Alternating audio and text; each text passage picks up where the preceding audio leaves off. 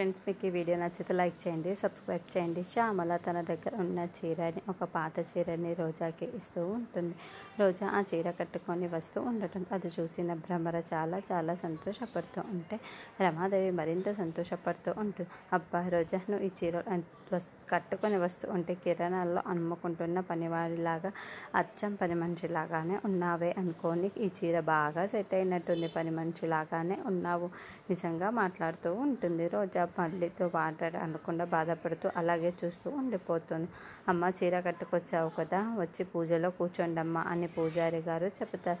అలా అరుణ్ రోజా దగ్గరుండి వ్రతం చేస్తూ ఉంటే చామంతి పక్కనే కూర్చొని ఉంటుంది.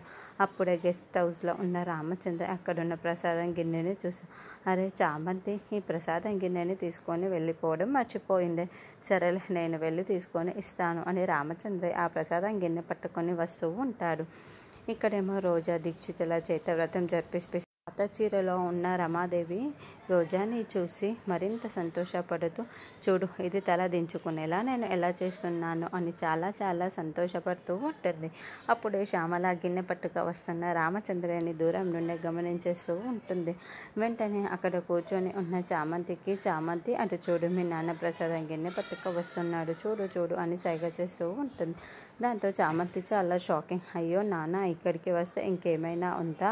మా ఇద్దరినే కష్టంగా హౌటౌస్లో ఉండనిస్తున్నారా? అప్పుడు మా అందరినీ ఇక్కడ నుండి గంటేస్తారు అని అనుకుంటూ టెన్షన్ పడుతూ ఉంటుంది. మరి రామచంద్ర రాకముందే చామంతి వెళ్ళి ఆ గిన్నెని తీసుకొని వచ్చి రామచంద్రని హౌటౌస్కి పంపిస్తుందా, లేకుంటే కనీసం రామచంద్ర రమాదేవిని చూస్తాడా అంటే నెక్స్ట్ స్టెప్లో